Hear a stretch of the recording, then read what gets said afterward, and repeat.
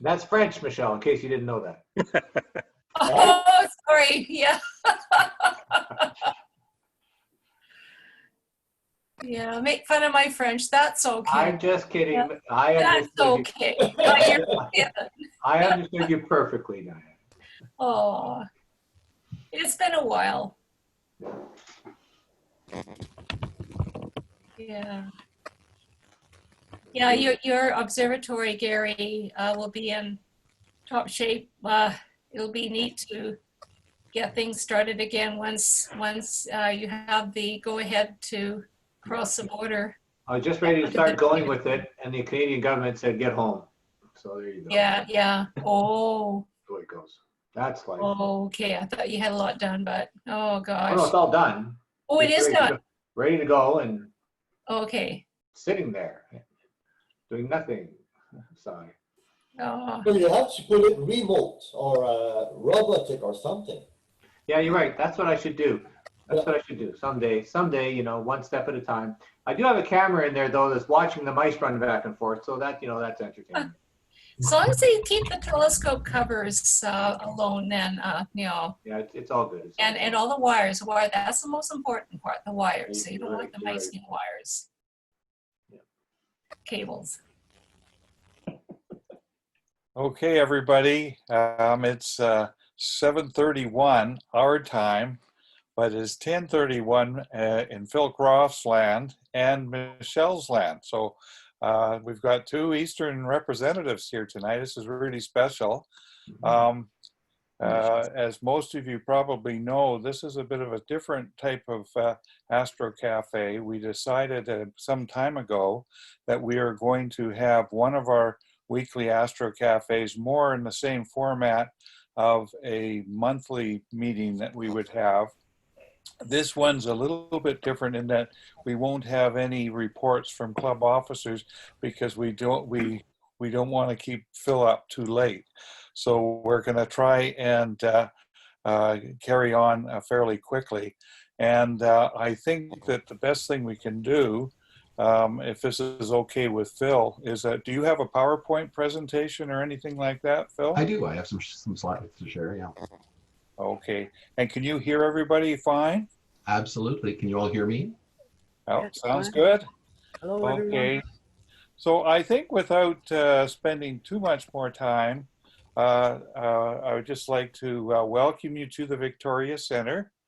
And I will give a very short introduction that Dr. Phil Groff got his PhD in psychology from U of T in either 2000 or 2001. And I can say that finally we have professional help in RASC. So at any rate, and for the last... And we needed it. Pardon me? And we needed it. Desperately. Thanks, Chris. So Phil has had quite a bit of experience with nonprofit organizations, and we're very fortunate to have him be able to share his skills with the Royal Astronomical Society of Canada. And he started nearly a year ago. And boy, what a year it's been, Phil.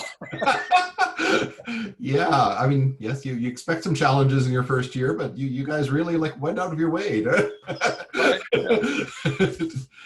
So at any rate, I think what we better do is Phil will give his presentation, and then we will have a time for questions and comments and this sort of thing.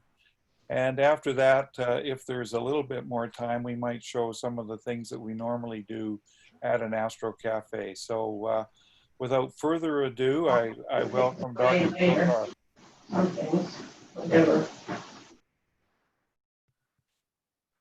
So take it away, Phil. Okay, great. Thank you, everybody. Really appreciate the invitation to come and speak virtually. This, I know, doesn't make up for the fact that I was supposed to be coming out and seeing you all face to face. And what I've been telling all of the centers that I've been doing virtual talks for is, in my mind, this doesn't take the place of that meeting either. I am still committed to getting physically to each center in the RASC whenever we're allowed to do that again. In fact, I'll tell you a little story later when I'm showing you one of the pictures, but it was literally between two center visits.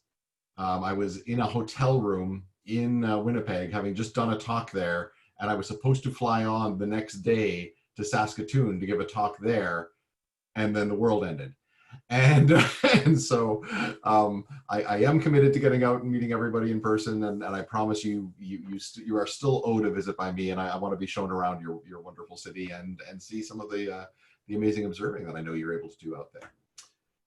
So let me just show you some of the slides that I have. Thank you very much for the introduction, Reg, by the way. Really appreciate that.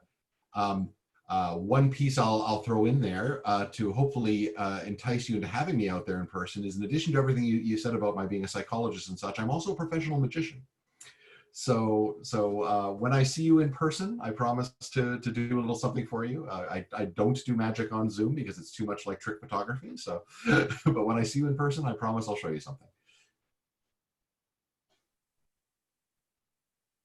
So, I'm just going to quickly go through some basic slides about the overall structure of the RASC and just make sure we're all speaking the same language. After all, I've only been here for a year now, or just under a year, and so it helps me to sort of keep straight what we're doing and talk a little bit about the challenges I faced when I first started on the job, and then some of the challenges that have, well, come up since.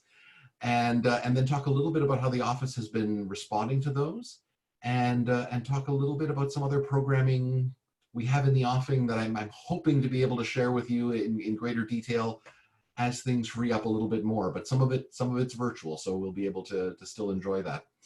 Anyway, without further ado, this is a slide that our new president, Robin Foray, prepared, which gives kind of an overview of the RASC and what we try to do in terms of our strategic directions.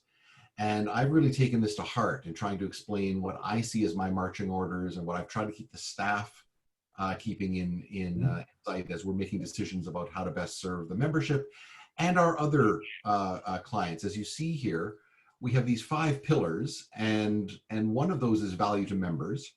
And it's probably the case that not too long ago, maybe as recently as 10 years, maybe 15 years ago, it would have been seen that was kind of our only job.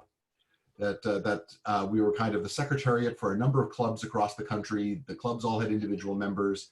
And to the extent the national office existed at all, it was really just to make sure member services were getting done. We see that as one of our core pillars, absolutely. I'll explain to you what some of our other roles are, because we've always been a broader organization than that. We are, after all, a national charitable organization, almost 5,000 members, 152-year history, and of course, we're a royal society, and for the longest time, the astronomical body in North America, and certainly in Canada, and so we have a value beyond simply to our individual members. First of all, of course, as you know, we're made up of 29, within the next week or so, soon to be 30 centers across the country. The Fraser Valley is coming online in another week or two. So 30 centers across the country. So we do try to provide value to the centers in the programming you offer, in whatever you need to be able to run your centers more effectively. We have a value to the general public. We try to be a voice for astronomy and space science, both advocating for issues such as dark sky preservation, and also for greater public knowledge and attention to astronomy, and also doing some of the debunking and myth busting that needs to happen every time the TV news decides that they're going to run a story of, astrological import about what, Mercury being in retrograde means for our future. We would like to be the ones who can maybe answer to people what it actually means when a planet's in retrograde and what it does or doesn't have to do with life here on Earth. And of course, sometimes news stories come up that are very big. One was broken just today, as all of you are aware, and so we have to be available to answer questions from the press and from the public about events like that as well. Value to the scientific community, that was probably more true in our past before many of the professional astronomers left to form CASCA, but we still have a lot of professional astronomers in the society. In fact, we're the only amateur astronomy society really in the world that has still a large cadre of professional members. And I think that speaks well to, first of all, the camaraderie that's always existed in the RASC between professionals and amateurs. Secondly, it speaks well to how seriously many of our amateurs take their astronomy and their observations.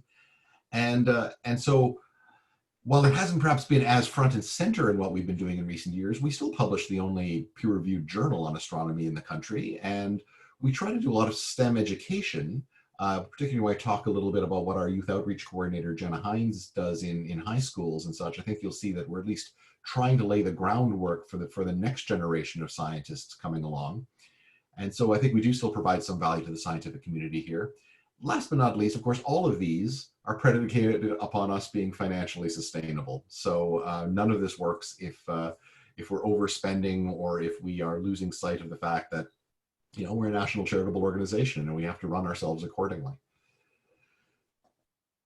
There will be a test on this slide at the end of the presentation, so you might want to make some notes. This is, of course, just to give you a hint of the incredible complexity of this organization. And it's not surprising when you're talking about 4,800, almost 5,000 people, 152 years of history and all the legacy that brings to bear, and just all of the various activities we're involved in. It requires a lot of activity and a lot of governance. Of course, our legal governance is in the hand of our board of directors now, since we are a corporate entity. And in addition to serving as the governing body of the organization, individual members of the board, for example, each of the officers of the board have roles to play on some of the key committees you see listed here that do a lot of the core work of the organization with strong staff support going forward now. This slide's already a little bit dated because we've just recently been tweaking some of the committee roles and such. So there are committee names here that need to be adjusted and new committees that aren't on here and some that should never have been on here. For example, the robotic telescope doesn't have a committee, but it does have teams of people operating the various aspects of it. But people you may not know as well as board members or the various committees that some of you may serve with or have volunteered on over the years are the actual core office staff. And I'm going to take a moment to introduce you to all of them.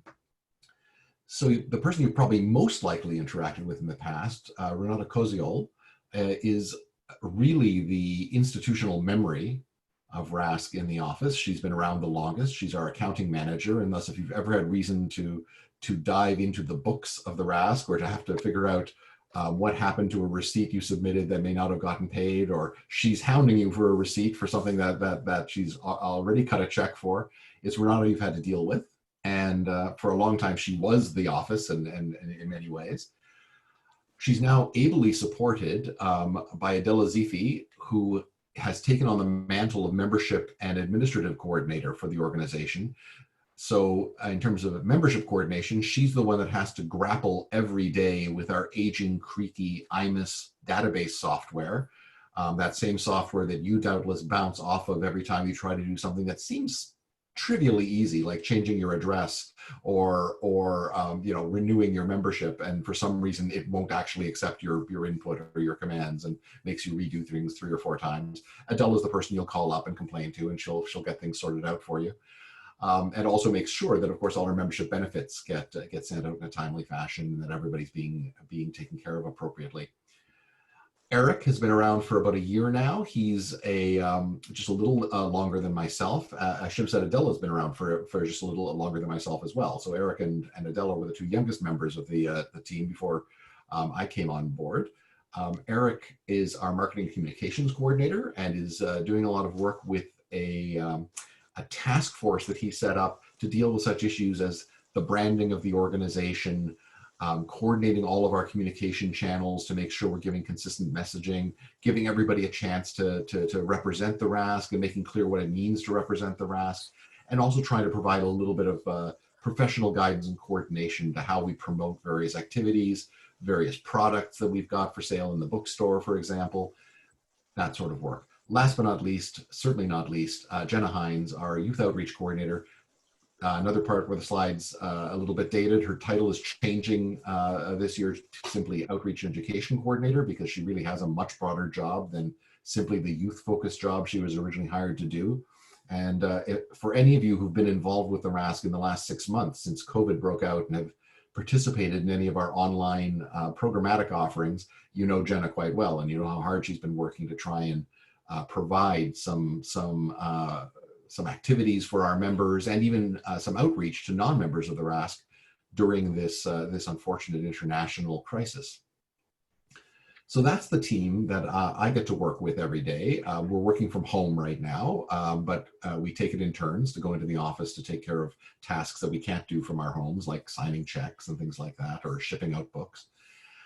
But we do connect with each other regularly via Zoom, and we have team meetings, we have management meetings, and we have a lot of just one-off program-specific sort of planning and operations events that we're involved in.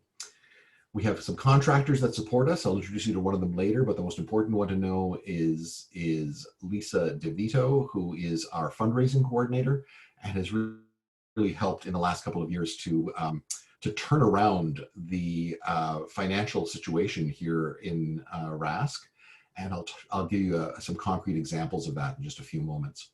So that's really why I just wanted to go through all of the convoluted structure here, is just to give you a sense of how daunting it is to come in and even after a year try to figure out who's doing what and where. And I think I've got it down now, but you know, I'm told I can play the dumb new guy card until the end of my first year. And so that gives me a couple of weeks yet. So most people, when I come and give these talks, they really want to grill me about the money. They want to understand the books a little bit better. They want to know where our money comes from and where our money goes to. And so I want to be as open and transparent about that as possible with you guys. So what I've brought for you here are two tables, and I'm just going to quickly jump forward and back just so you see we're going to cover both sides of the coin here, expenses and revenues, but I'll start with the revenues. And I wanted to give you some comparisons by telling you where we're at today, August 31st in 2020, which has been a challenging year by anyone's estimation, but how that compares to where we were at year end of last year, and how it compares to the budget that we brought in for this year, which was the first balanced budget that we've had in 3 years. So, and I'm proud of that, and I'm proud of the fact that we're still balanced, and even with all the challenges we've had in COVID-19, it looks like we might be able to keep ourselves in the black through the rest of the year and not have to dip into our savings again, which would be very nice. So, let's take a look. As you can see, income into the society comes really in 3 main buckets with a little bit of extra money on the side, but 3 approximately equally sized buckets, and those would be membership fees, which average out, in our budget, they were about $250,000, and we're just a hair under that for the year. Publications, again, we're a $250,000 publishing house every year. And so that's an important part of our funds for all of the activities we engage in. And then, as I was saying, Lisa has been really helpful in letting us live up to the charitable foundation aspect of the fact that we're a charitable foundation. And so grants and donations have now been making up another third of our income. When you sort of add those together, those 2 lines together, we have some other income, little bits and pieces down here, some miscellaneous things. And our investment income, and I guess I'll look at the bad news with you now. One of the places we've taken a hit, obviously our membership fees are not quite where we'd hoped they'd be for 2020. I should tell you, by the way, they're now locked in because we only count memberships up until June 30th of a year. Anyone who either joins or renews their membership from July on, they get counted into next year's membership fees. You have to divide it somewhere, and it's the most sensible place to do it. Really, our accountants and CRA would rather that we actually divided memberships up into 12ths by whichever month you joined in, but that would be an accounting nightmare. And I've done that at a previous organization. I'm so grateful that the accountants that have been auditing us here at RASC don't make us do that. They're happy just to say, okay, halfway through the year, that's where the cutoff will be. Anyway, so 243 is where we got to. That's as well as we did in 2020. Not the 256 we'd hoped for, but also better than the 228 we did last year. So you know, good and bad. Publications, if it looks like that's down right now, that's because we're just entering our main season. Obviously, the Observer's Handbook, the calendars, all of our publications are about to go out in the next couple of months. So that's when we make all our money. So don't be dismayed by the August number there. The bad news I really wanted to draw your attention to was the bottom line here. This is, well, second from the bottom line, our investment income. We do have some decent investments that are left over from when we sold the last building we used to inhabit in Toronto and moved into our rental quarters that we're in right now. And we've continued to invest those year after year. Last year in 2019, we had a spectacular year in the market and we did really well. All of a sudden, out of the blue, our investments produced a lot of money for us, which is good because it's offset by something you'll see in a moment.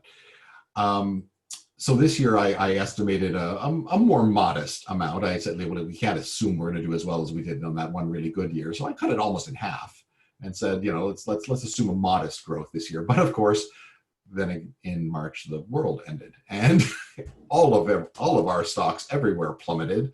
Those of you who have RSPs and such who have looked at them or other kinds of pension income and have looked at those over the last couple of months have seen what kind of a hit we've all taken from the markets this year. And so right now we're sitting at a not very pleasant minus $11,000, almost $12,000 on the year. The only thing that makes me feel at all good about that is when I gave this talk 3 months ago, that said minus $30,000. So it's getting better month over month, but whether it really gets up to even like breaking even by December, I don't know. And of course, COVID has its own plans. 2020 has its own plans. Who knows what could happen yet in terms of the markets going up and down. The one big negative story from last year that I want to call attention to that turned into a positive story this year was Sky News. So if you look, in 2019, we lost $64,000 on Sky News. Now, to understand that, I need to put that in a particular context for you, and that is Sky News has a different year end than RASC. RASC runs from January to December, calendar years. Sky News, when it was set up, decades ago, long before we were ever in the picture, it was set up as a business on a more traditional fiscal model running from April to March. So that means Sky News's year end is in March, like month 3 of our fiscal year. So whatever profits or losses we record for Sky News are however well they were doing 1/4 of the way through our given year. So in 2019, this is where Sky News was in March of 2019. It was in pretty bad shape. And at that low ebb, the board took decisive action and we hired a consultant who had a lot of experience with magazine startups and magazine rejuvenation. She led us through some important and grueling exercises. We made a lot of changes to the magazine. And as you can see, as of March of 2020, these are now almost final numbers. We don't quite have the audited statements in front of us yet, but almost final numbers for March of 2020. It's significantly better. We in fact turned things around by $100,000 and went from being quite in the red to being quite in the black. So we've had some flip-flops here between our Sky News investment and our other investments over the last year, but at least we're trending in the right direction, especially for Sky News. And our projection, because of course, as I said, that's the end of Sky News's 2020 year. That's March of 2020. We've already done the budgeting cycle and went on for Sky News 2021, and they're projecting a much greater return already next year. So good news for Sky News.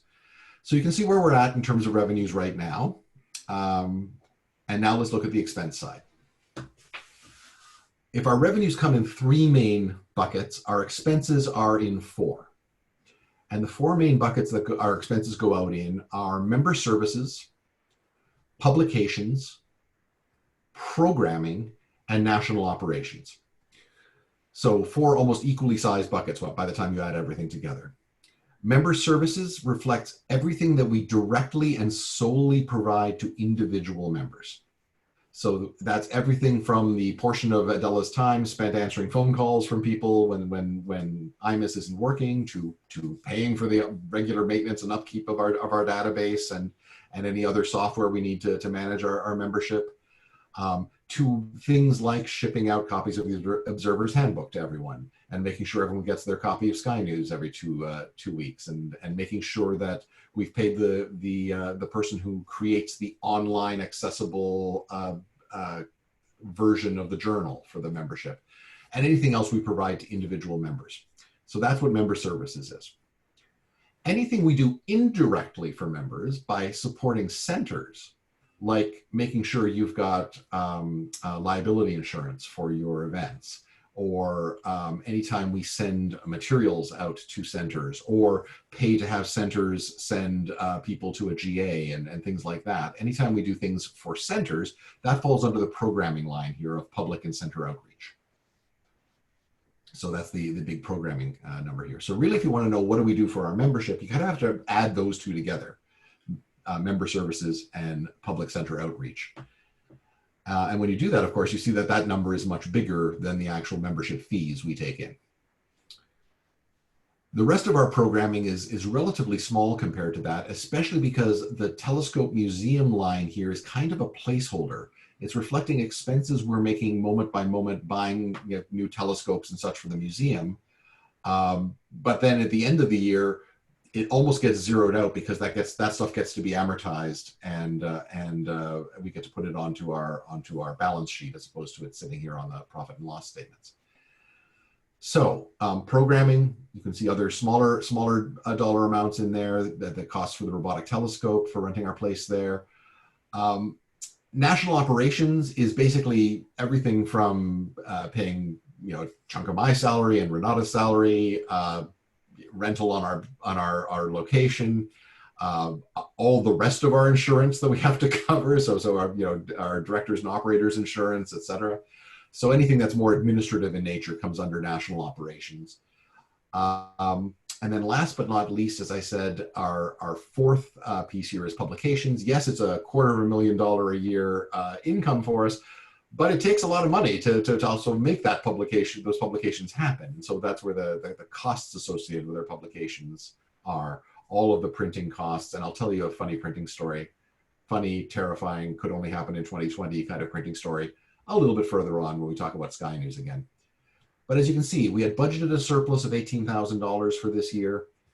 I believe we're going to make that, but it's 2020 and enough bad things have happened this year that I'm not going to stick my neck out and guarantee it to anybody yet, because who knows. When I saw that there was going to be a huge press release of embargoed information from the Royal Astronomical Society this morning, and I dutifully tuned in along with everyone else to see what it was, I was certain it was going to be an asteroid heading our way. So, because it's been that kind of year. Anyway, moving on. I'll answer questions either now, if you like, or we can just come back to it and do all the questions at the end of the talk, whatever people are most comfortable with. Should we just move on, and I can bring any one of these slides up again if you want to ask questions.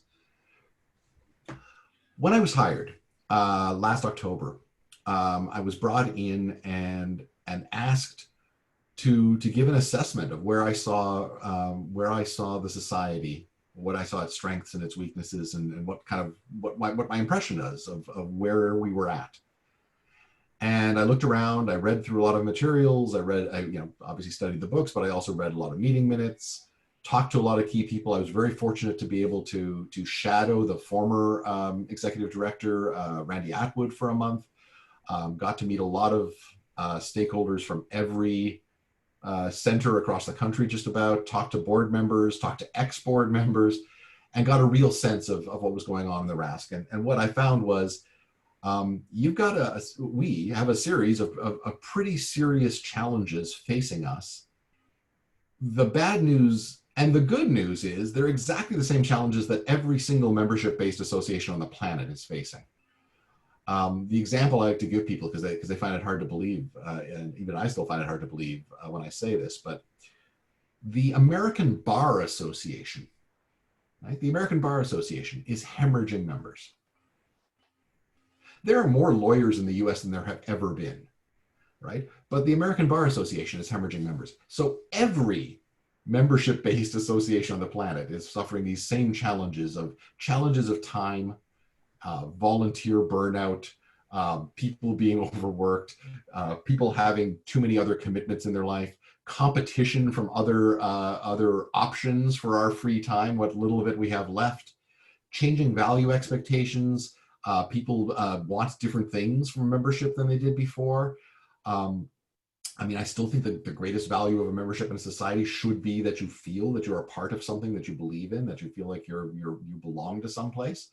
But people want different things and different kinds of services and different kinds of products as part of their membership, and that changes over time. There are market changes in terms of what things cost and what things cost to deliver and what's possible to do. And of course, markets change as the scope of the society changes and as you're dealing with different regions of the country and such. There are generational differences. Everybody here knows about that, right? That as time marches on, so do different cohorts of our membership. And what people in their 20s want from being part of a society isn't necessarily the same thing that what people who are in their retirement years want from being part of the same society. And so those generational differences have to drive a lot of change. As I mentioned, competition, right? Well, there's more out there to draw on everyone's time, talent, and treasure right now. And so, you know, RASC is just one of many things that our members are committed to, and it speaks well to how committed people are, that folks still show up for meetings, even when they can only be virtual, still donate to causes within the society, still give up their time on all those various committees I showed you. But it's getting harder, right? Because there's more and more pulling at us from every direction. And of course, technology. All of this can work if you've got the right technological framework supporting you, but all of it is made so much harder if your technology is working against you. And as I was mentioning, our creaky old database, just to give you one example, is failing more often than it was succeeding in handling simple membership tasks. And I couldn't trust numbers coming out at you. Just could you'd run the same query 2 or 3 times, you get different answers for even a simple question like, how many members are there in this place? How many members are, you know, in this year? And it's like, that's you can't run a society that way. And of course, any of you who've been on our listservs know that our listserv technology is always teetering on the brink of just being about to fail or just failing for a short period of time. So these are some of the challenges that we've been facing as a society. The good news is there's ways out of it, and ways that the RASC has already been pursuing for long before I got here. And so my job was really just to step in and say, yeah, we've got to redouble our efforts in each of these areas and really focus our efforts to work smart and not work hard in each of these areas in order to address all those challenges. Overhauling the governance model and committee operations. I know there are people who still long for the days when the society was run by a volunteer body of 30 or 40 people, but no society that is surviving is surviving that way. Especially not the size of this society, especially not with the budget of this society. It's actually it's not feasible. You need to have a small, legally constituted, fiduciarily responsible body to make clear governance decisions. It doesn't mean you don't consult people. It doesn't mean you want to make decisions without involving other people, but you can't make decisions when 40 people are voting on something. Committee operations is figuring out what are the right committees for, and what is the right job for each of those committees to be doing, and what should they be prioritizing and focusing their efforts on based on all those other differences we're seeing there, differences in generations, differences in the marketplace. The secret to declining volunteer availability and to changing market forces and things like that is to increasingly professionalize a bit. So it helps to have a strong ED. I hope I've been serving that role for the last year, and I hope to continue to do so for the next while forward.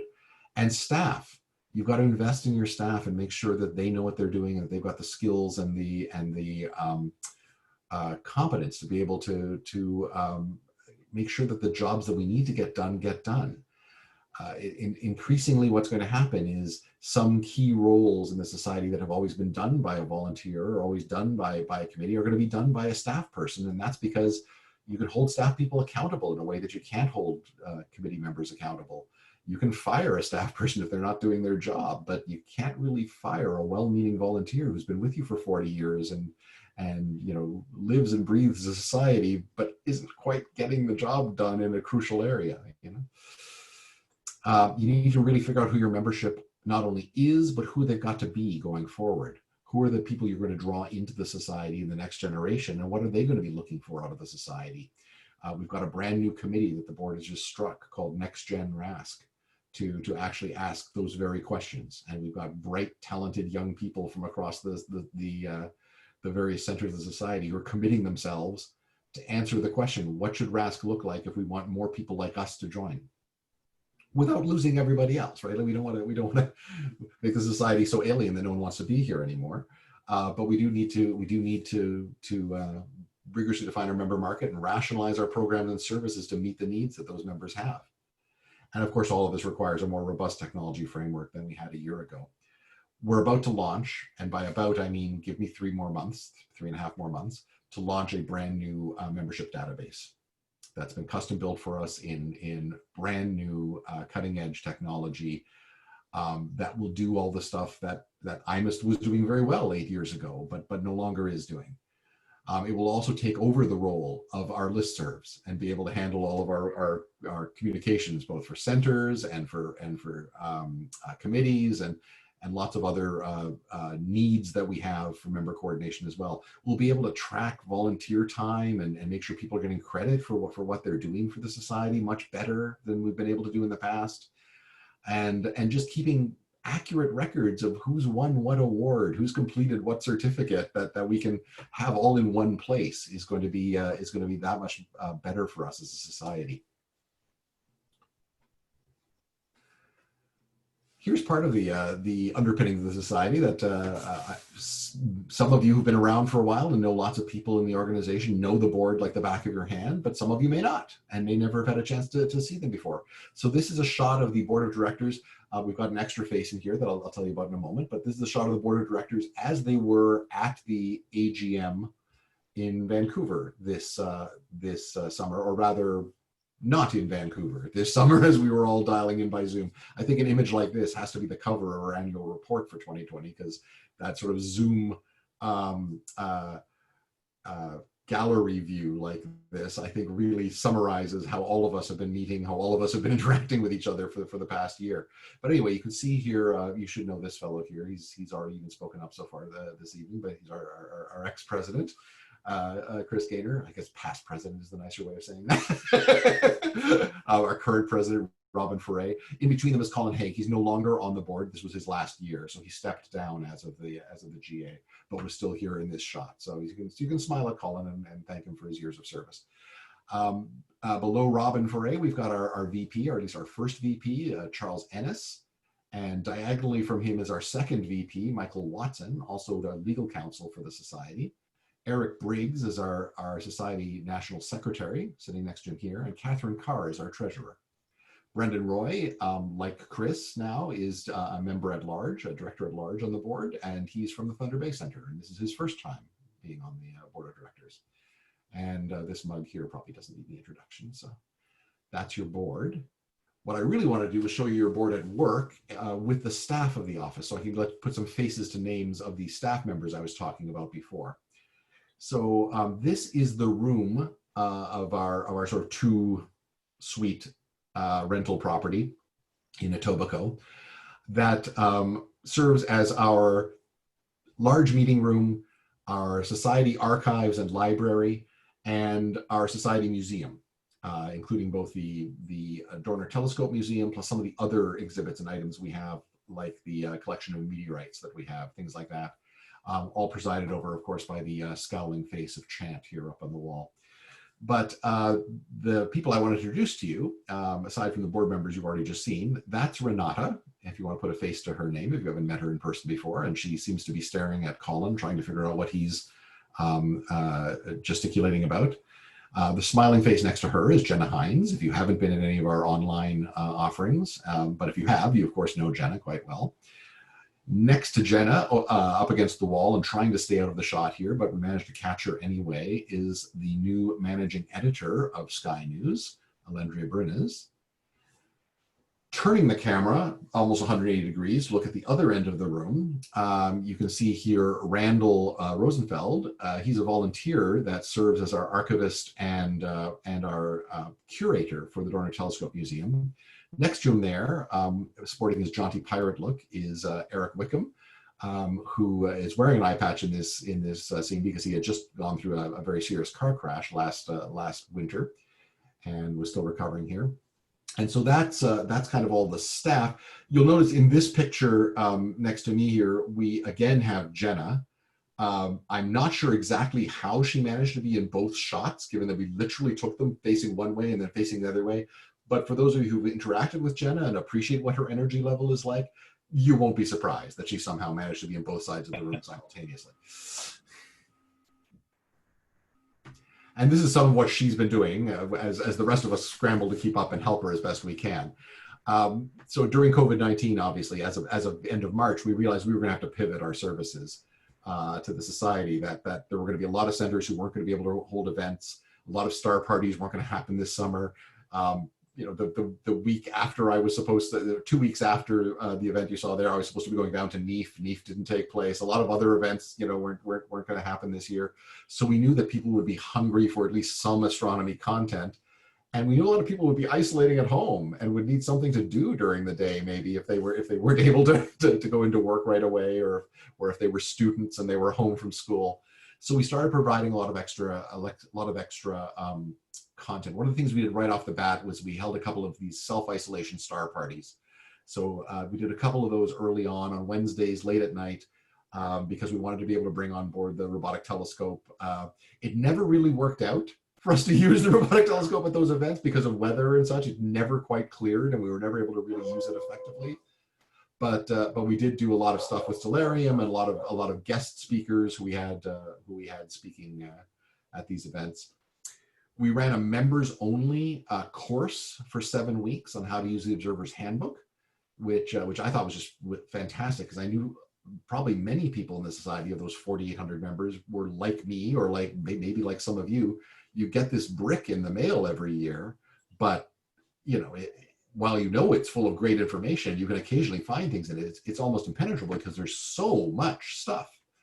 And so what we did was we had James, our managing editor on the handbook, and various groups of the contributing editors of the different sections of the handbook walk us through it and show us how to get the most value out of each page of that book.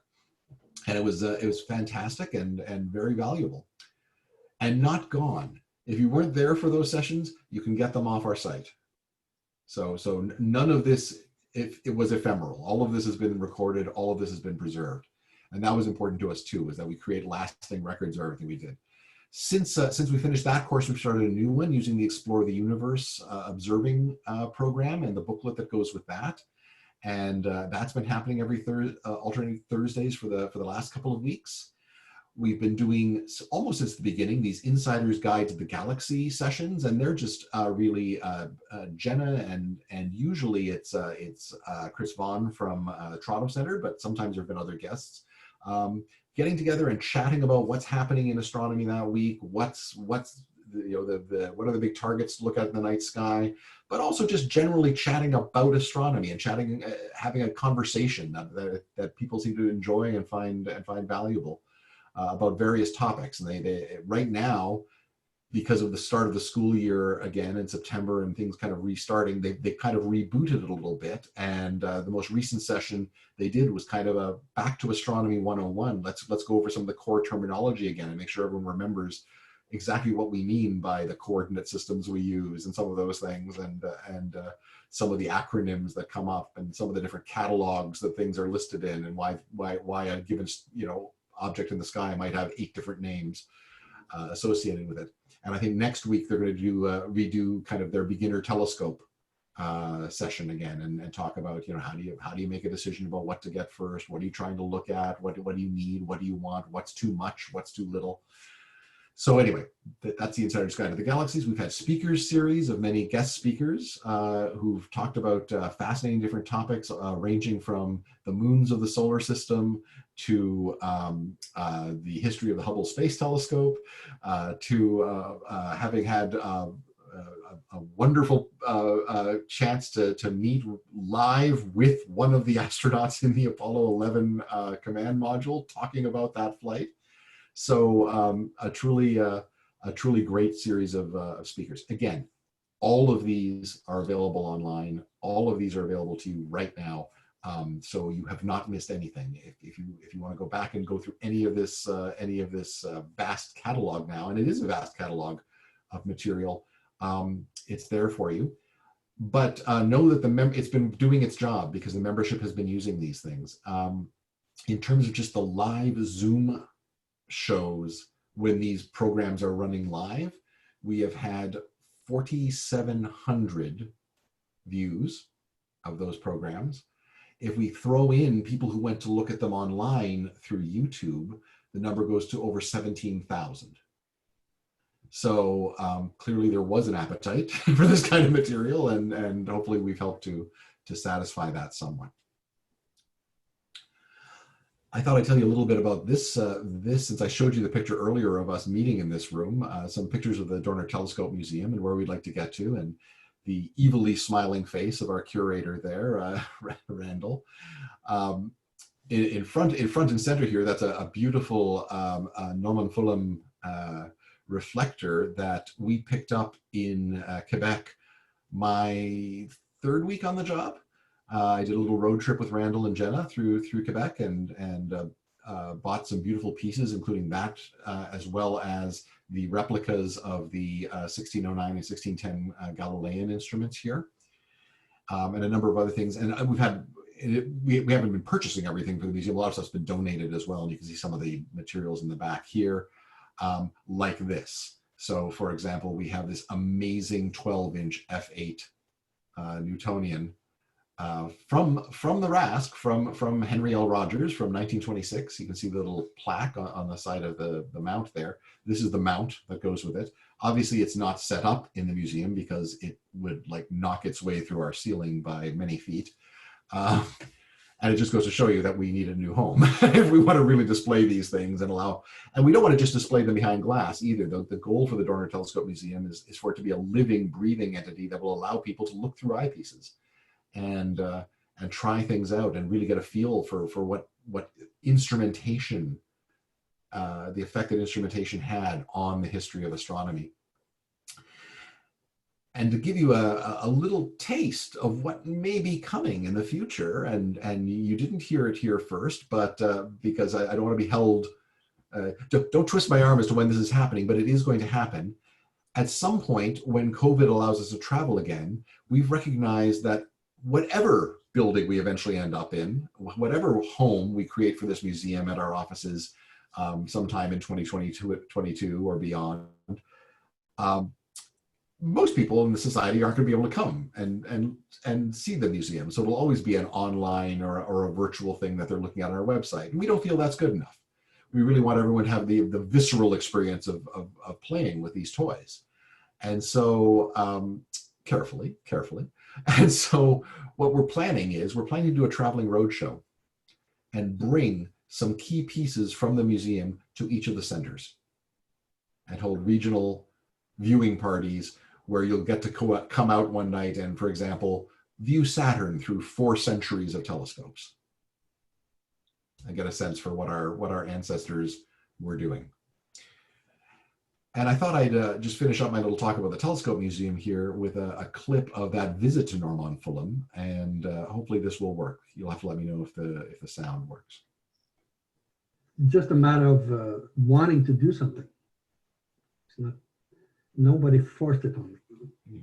Yeah, it was my trademark. At one point, my card business card was the Man in the Moon, and I said, "Let's do a solar eclipse or a moon eclipse." Well, I'm Norman Fulham. I'm from Pointe-aux-Trembles, the east side of Montreal, east end of Montreal. People started to ask me to make the mirrors, small 8, 6, 10, 12 inches, and at one point I said, "Well, should be fun, maybe to do just for a living." After 2 years, I felt comfy. My wife, "Were you comfy, Sherry, when I left my job?" So this side of the shop is all optic. Grinding, polishing, figuring from 6 inches up to 50 inches in diameters. All the machine that you see are homemade, that I build all my machinery, all the testing system, all the manipulating, sucking cup to move the mirror around.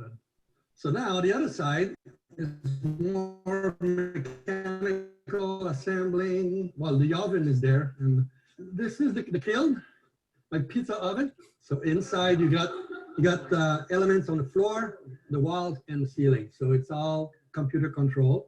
So on this side here, this is my vacuum jimmer to do the coating. Homemade again. Yeah, yeah. Because I couldn't afford to buy one. So it took about a year to build. Can I ask you, when you first took the air out of it, were you scared? Oh yeah. One day I said, I got to build my own guitar one day. And then 3-4 years ago, I said, well, let's try it. So I built my first guitar, the only guitar built. I play in open mics and everything. People go nuts about the sounds. Oh, wow, what kind of guitar is that? Well, I built it. You want to make me one? I said, no. It's a very good sound guitar. The dream project? Oh boy. That would be to have a place in the Rockies for my wife's horses and my observatories with a big 50-inch there.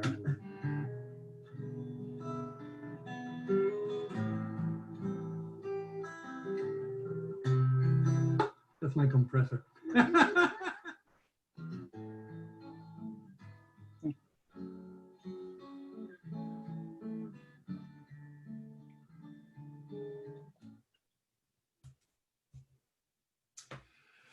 So just an example of one of the remarkable folks I've gotten to meet since I've been here, and obviously quite a character. I cannot believe he builds all his own machinery from scratch, but wow.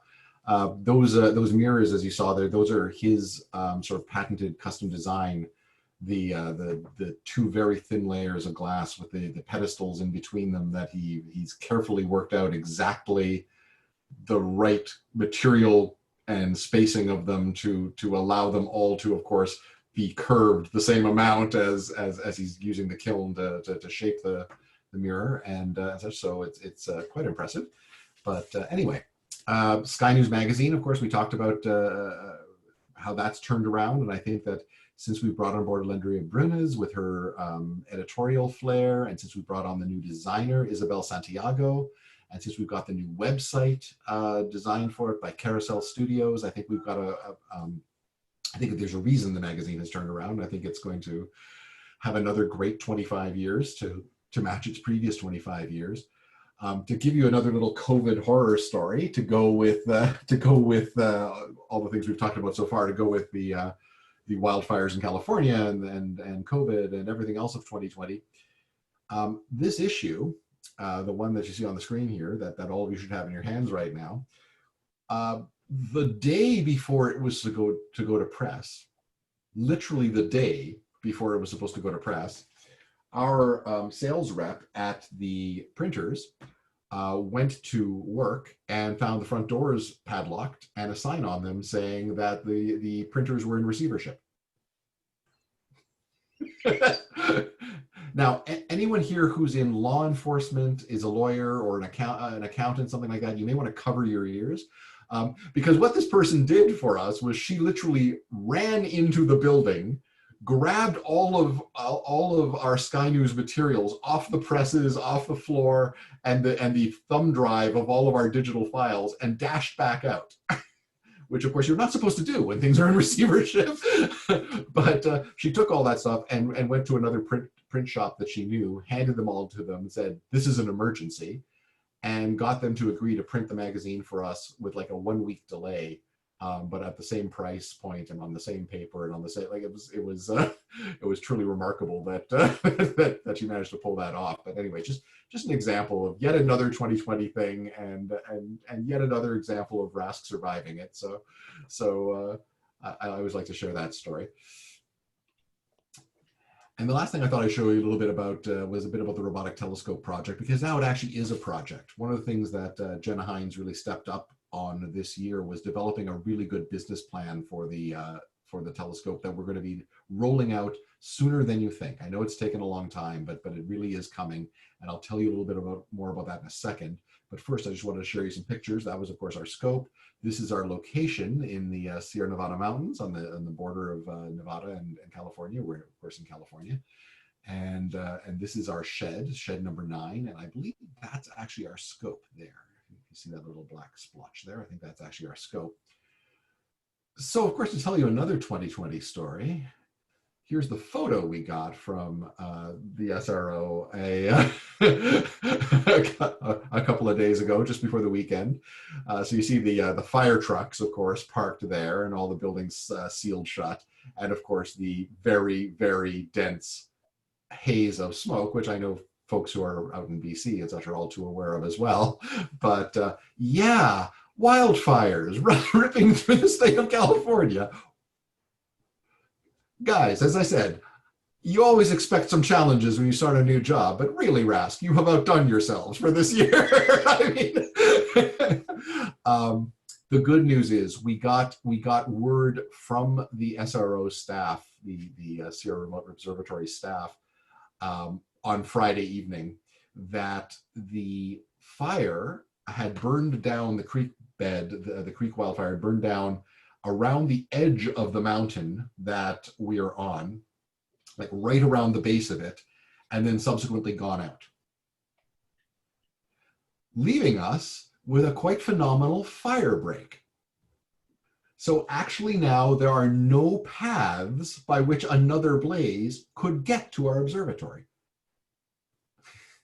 So by, again, dumb luck, we've managed to survive this, and obviously we can't use the scope right now because, you know, the atmosphere in California is at least 30% solid.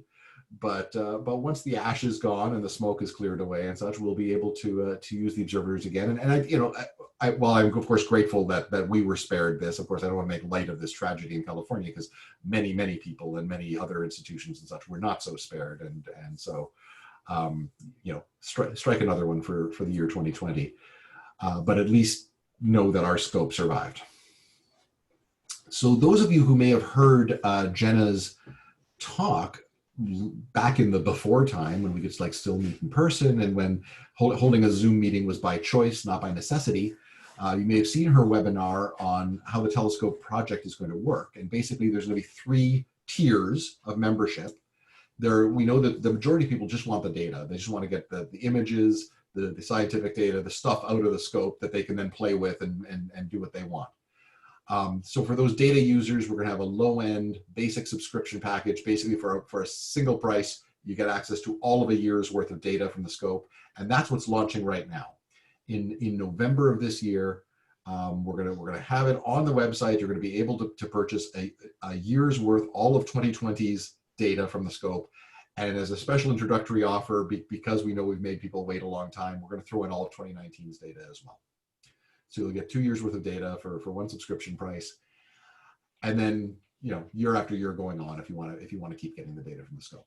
Some people are going to have more of a hands-on approach to being on the scope. They're going to join either the science team or the astrophotography team and be one of the people who makes decisions about prioritizing where the scope's going to be pointing night after night, and what we're going to be shooting and what we're going to be looking at and where that data is going to come from.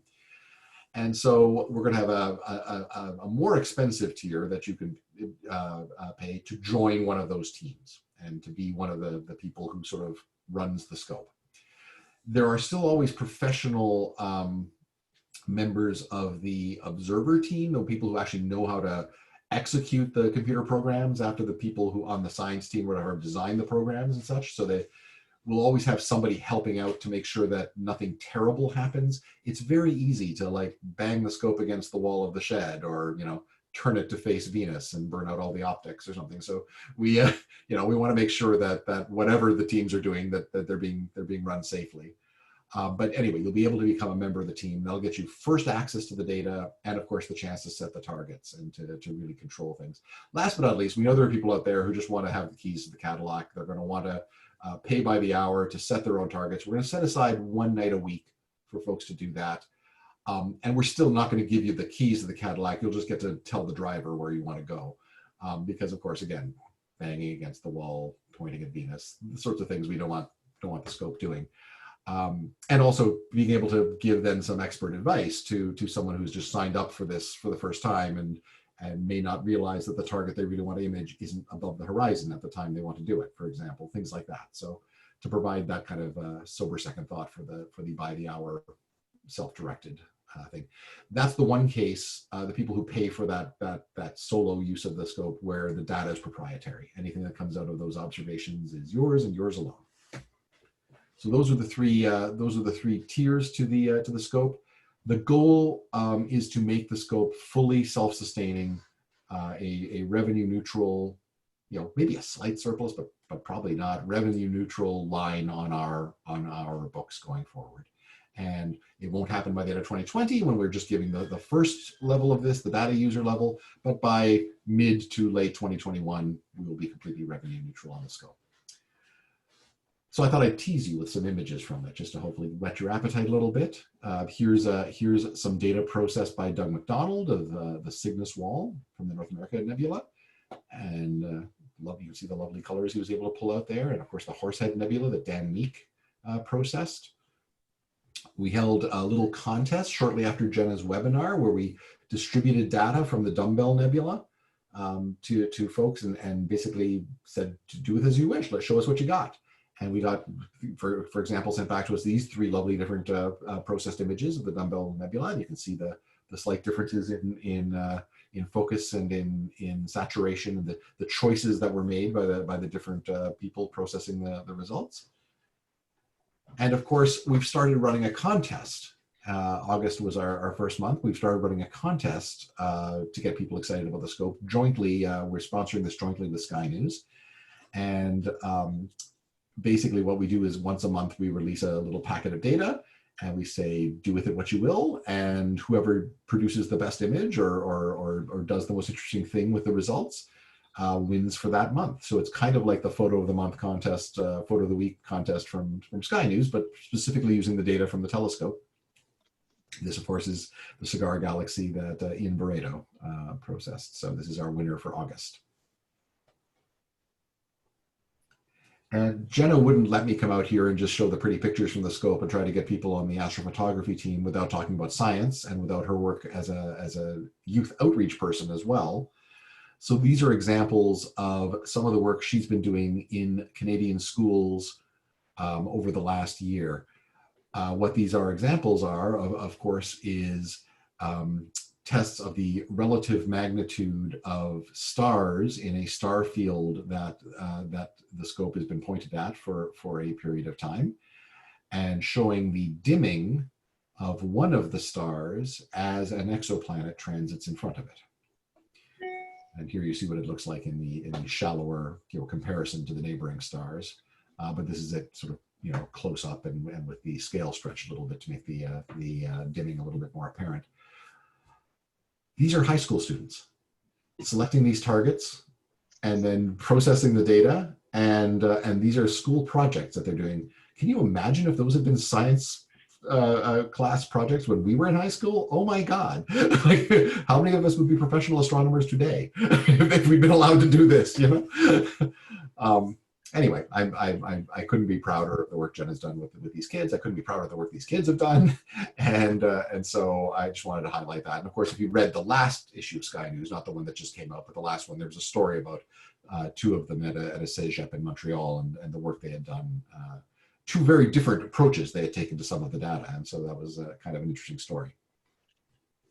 So these are the costs that'll be there when we roll things out. $100 a year just to be a data user, $300 if you want to be on a team, half that if you're a youth member, and then the hourly rate, which is lower than the hourly rate on any of the other remote scopes out there. We don't want to we're not trying to gouge our members. We just want to have the scope pay for itself. So as I said, the whole goal here is just to cover costs and make sure that it's revenue neutral for us.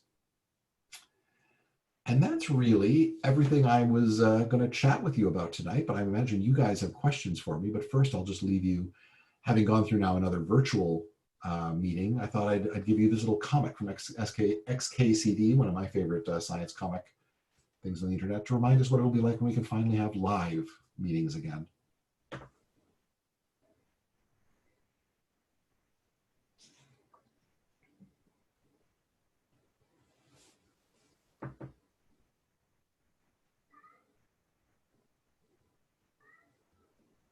Thanks very much for that, Phil. That was very interesting. You gave us a lot of information, and I'm still take a while to process a lot of this, but it does show that from my perspective, we're so busy in our own center, I don't really take much time to look over the fence to see how things magically come our way or what other activities you're involved in. But I don't know how we want to proceed.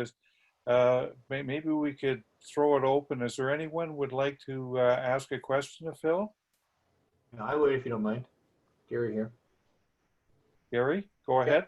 So Phil, excellent presentation. Congratulations. I was very, very impressed, especially with your 5 not so radical ideas. That really makes a lot of sense. I have to say that I'm very proud to be a RASC member because I spend my winters in the States at a very large American star club. And every year they hand out our observing handbook, and it feels really, really good to be handing this out to the Americans who are better at everything than anybody else. There you go. So you keep it up, please. Keep it up. Keep it up. I really like that. Thank you. And congratulations on getting the magazine going too. Good job. Thank you. Anyone else?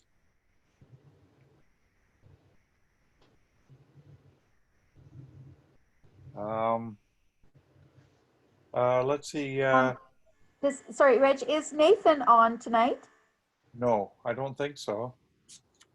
Oh, okay. Because I just wanted to see if Phil could meet Nathan, who's on the back cover or is on the back of our latest Sky News, right? Oh, yes, I would love to. Absolutely. Yeah. Such a great story. I mean, oh my gosh. Yeah. And again, like, when I was his age, I wish like that I'd had like the guidance and opportunity to, like, I had my little scope from Consumers Distributing, one of those terrible little, things with with the built-in eyepiece and such that had this spindly little mount that you could barely point at something for, a minute. And of course I had there was no club in my area or anything like that when I was a kid. And so no one to teach me how to do anything. It was just kind of sad. Well, where's Randy? Randy, you're the mentor. I'm definitely a Nathan fan, and we have lots of fun together. If that's called mentoring. Yeah. The best kind of mentoring is when you're both having fun. Absolutely. He's a special kid. There's no doubt about that. He's a treasure. He's a treasure. Okay, I've got a question, Phil. You Sure. kind of said that we're one of the few organizations that are still sort of doing science. Are you trying to face a science aspect of our activities out to be like everyone else? Or? No, God, no. I'm proud of the fact that we still have people who take things very seriously here. I want to preserve and really highlight, for example, some of the diehards of our observing committees that really want to hold the line on teaching essential skills. And I hope I would like to draw more people back from Casca. I'd like to see the professionals want to renew their membership here because there was enough in it for them. One of the things we're looking at right now is what is the future of the journal and what's the best way forward for it. And I think it would absolutely be a mistake to try and turn the journal into another Sky News. I think if the journal is going to survive, the journal should be the journal, and it should really be, if anything, it should be more scientific and lean back into being the journal of the Royal Society of the Royal Astronomical Society of Canada. It should have that prestige to it. And I'd love to see it being a place where, say, junior astronomers in Casca and such publish their first articles or something. Now, having said that, they may not want to do it. So it's going to be figuring out the best way forward. But I think the science education is certainly something that we're going to be involved in for the first. Well, I've got a question about that. What some courses trying to change the journal or get rid of the journal? What can you say about that?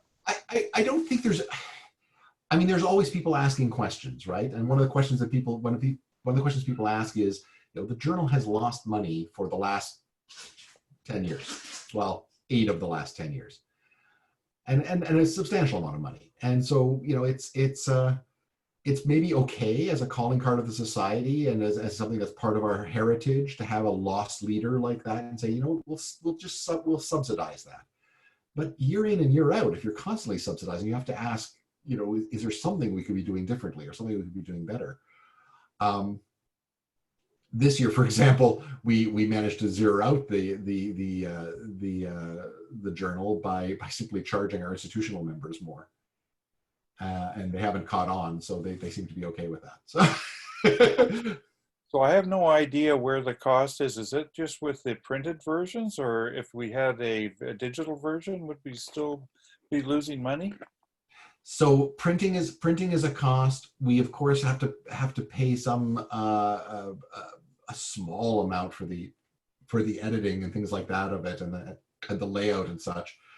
But yeah, it's the print copies, and you know, I could go through that. I'd have to pull up the numbers on the journal to really go through it in a deep dive with you. What I will say is Chris Gaynor is now chairing the new RASC editorial board, formerly our publications committee.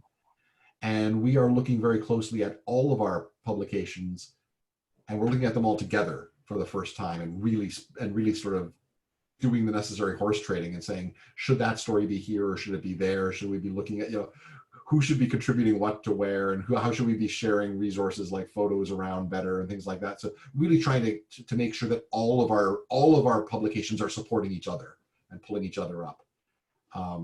In the same way, for example, we've got a new book coming out later this fall that Nicole Mortellaro wrote. It's an almanac. It's kind of if you think of it as a junior version of the Observer's Handbook, to kind of get people their first kind of more than observe the universe, explore the universe, but less than the handbook.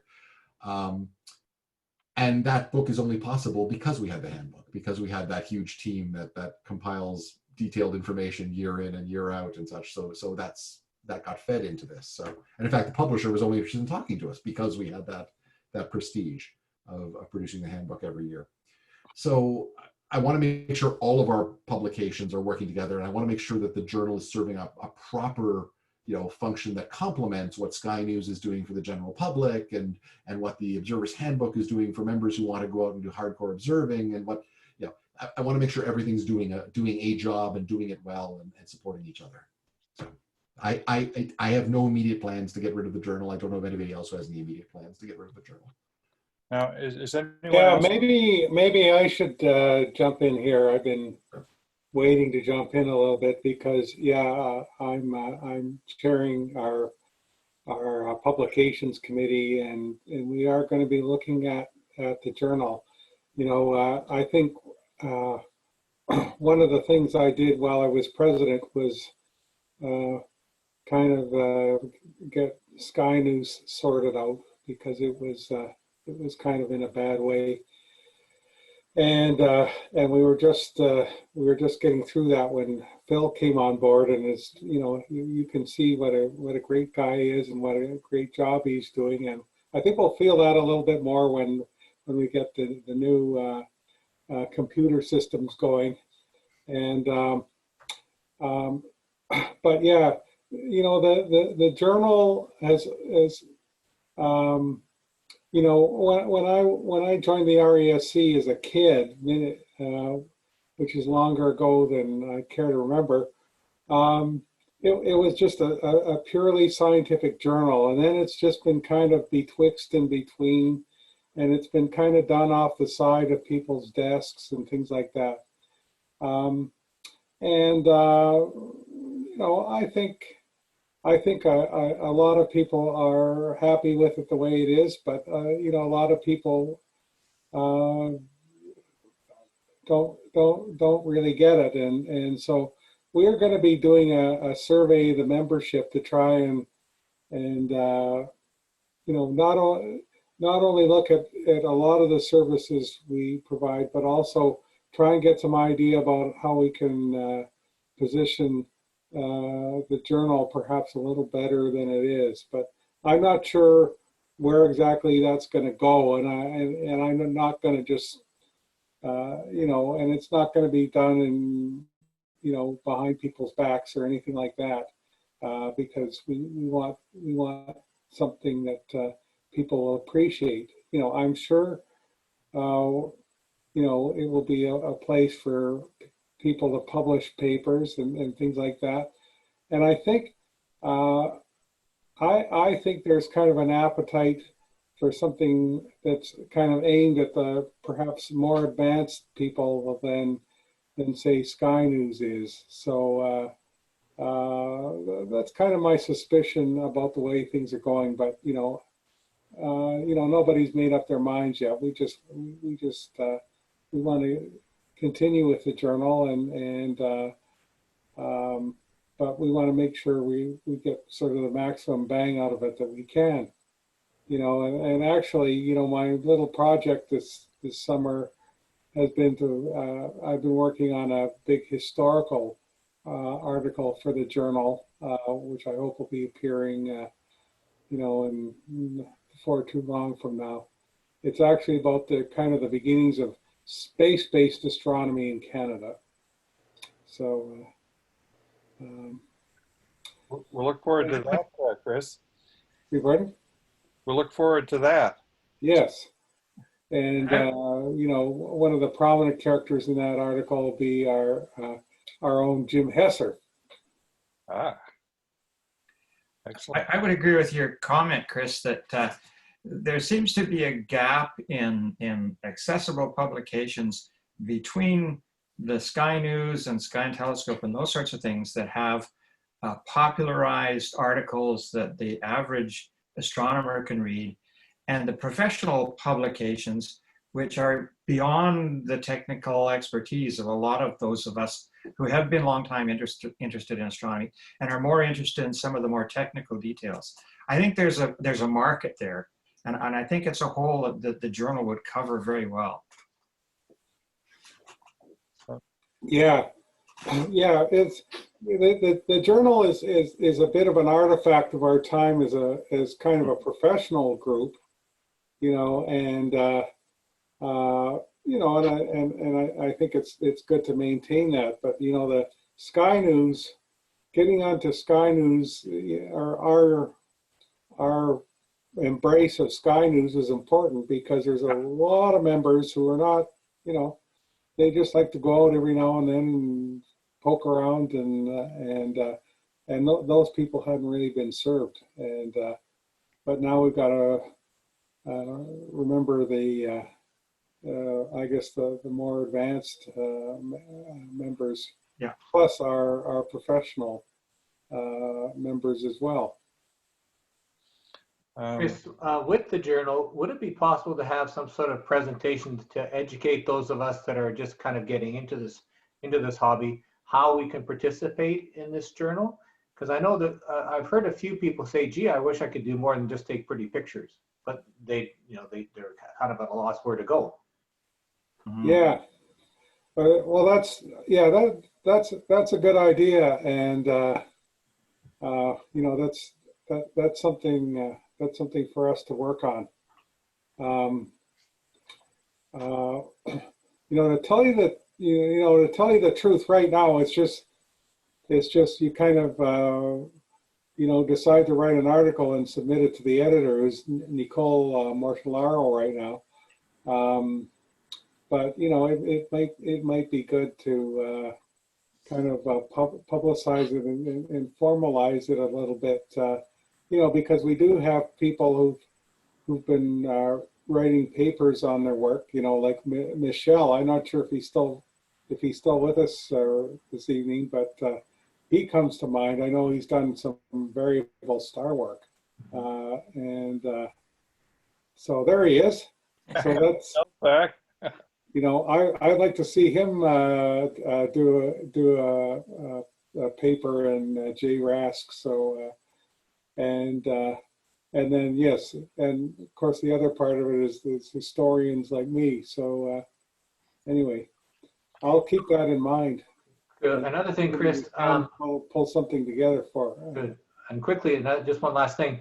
In the States, I hear of a lot of professional astronomers that would love to collaborate with amateurs because they just simply don't have the bandwidth to do a lot of the simpler observing. Does that situation exist up here in Canada? Oh, Well, I don't know, Chris, but I think there probably are opportunities like that. I'm mindful of the fact that that we had those two students I was talking about at the CEGEP there in Montreal went off to work at the Institute for Exoplanet Studies at the university over the summer. So yeah. I should say that J.J. Cavillard is working with a lot of high schools to do occultation measurements. It's a network of about 50 different high schools from Southern California all the way up to the Okanagan. And they've had some technical issues, but it's quite an exciting program. And that's one example at any rate. And we've been on the margins of that on a couple of occasions, helping them out or trying to do it ourselves. I've got one other question is you talked about the governance model changing or something. And I know that we've had a change, and it used to be that the National Council was kind of the leaders and was very deeply involved with the decision making, and now they seem to be isolated. And I was just any opportunity that we can reattach with all of our centers again, or is well, it? and I think there's been a concerted effort in the last year to try and re-engage National Council and to we worked like one of the things I did when I first came on board was challenge them to come up with a couple of really important projects to work on that would really help the society and that could only be done with that kind of shared wisdom of having representatives from each of the centers on board. So for example, they've just worked on and refined our center manual, which is really important when we've got a brand new center wanting to come on board in the next month or so. So being able to do that and agreeing to take on the sort of a role of mentoring new centers as they come on board. I mean, one of the main features of the National Council is, of course, is a chance for reps from each center to be able to jointly problem solve things. Like you could have somebody from Halifax say, hey, we've got a problem in our center where XYZ is occurring. And Calgary could say, oh, you know what, we dealt with that 3 years ago. Here's how we were able to, so it's that kind of, spreading the institutional memory of the organization around and making sure that we're able to kind of learn from each other and develop best practices that way. So I mean, I think those are key roles for it, and like other things that like helping to set some schedules and such for the society. Like I challenged the National Council at my first meeting. I said, guys, there's someone here from every center. You guys tell us where the next 5 GAs are going to be.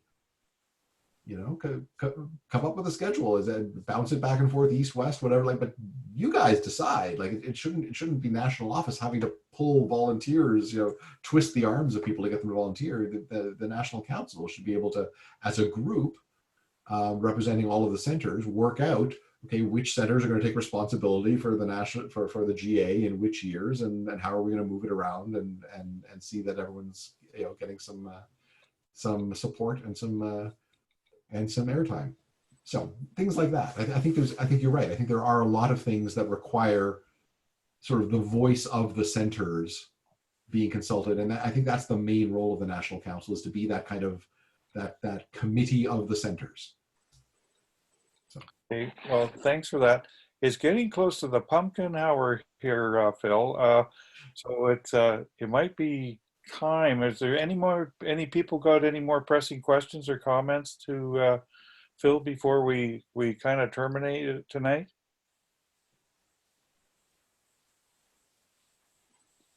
Well, I don't hear anybody, but before we go, I just want to say that I didn't really pay a lot of attention to what was going on east of us in Victoria until COVID. And then we've had this oasis, just a huge blossoming of tremendous online products. And I just wanted to say how much I myself appreciate it. And I think it's really a testament to the team back in Toronto who grabbed onto it and ran with it. And one thing in particular that I just wanted to trumpet, there's so much stuff going on now, but we now have this new weekly thing, what's on at RASC this week. And that is extremely handy for a person like me because I lose a lot of things. And I've published how you can get subscribed to that in the last president's message. It's on our website. So I encourage people who haven't got this email to them. It comes, I think, every Monday, and it's kind of like a TV's guide of what's coming up that week. And there's all sorts of interesting lectures and this sort of stuff. And it is really of great value. So, to the people who make that, could you please send our congratulations? I have a staff meeting tomorrow morning. I will pass on your thanks. Okay, thanks very much. If there's nothing more, I just want to thank you, and I look forward to you coming out here once the smoke from the fires disperses and the COVID is gone and everything like that. And we'd like to show you the Dominion Astrophysical Observatory, the center of the universe, and a Victoria Center Observatory, and have an excellent time. So absolutely. Wait. Can I talk for a sec? Sure. Bill, it's Bill Weir. Yes. Hi. Someone in the chat asked about the Observer's Handbook things. Oh. Like the videos on them. Yeah. And I went looking through the YouTube channel and I could not find them on the YouTube channel. You have to get to them from our website. Okay. I went looking there too. Yeah, because you have to be logged in as a member because it was a members only benefit. It's in the members program. Okay. So that was my question. I tried that and I couldn't find it. While you were talking, I was looking for that. Okay, so I don't have it at my fingertips right now, but let me pull. I will send it out to you guys. I'll make sure that it gets promoted maybe in the next installment of the What's On in the RASC. I'll make sure Perfect. that it goes out. Yeah, actually, I was looking for it too, and I couldn't find it. And I don't think it's really a smart idea to put that behind the paywall because, you know, we sell a lot of those handbooks to people who aren't members. Yeah, we were just, you know, it was early COVID days. We were trying all sorts of different things. And we thought maybe we should have something that's members only just to make them special. But you know what, maybe it's not that important that it be members only. It was just an idea that we'd had back then to do one thing sort of specifically for our members. And actually, that's something else we're discussing. You know, we're talking about the journal. And right now, the electronic versions of the journal are behind the paywall for about a year after they come out, or is it 2 years? I can't remember. It's a year right now, I think. But we're talking about removing the paywall from it, and I've never been a big fan of paywalls, so you can guess which way I'm leaning on that one. If it comes out from behind the paywall, can I get my American friends the address? It'd be delightful for us to be telling them how to do things. Yeah. Absolutely. Yeah. Okay. If there's not any more, we've got, it's about 2 minutes to midnight. So thanks for staying up the extra time there, Phil. And we hope to see you in person one day soon. Thank you so much for having me here. Really appreciate it. Thank you. And thanks for their technical host, Chris Purse, for putting this all together. And we'll be back at the same place next Monday night on Astro Cafe. So good night, everyone. Good night. Thank you, everyone.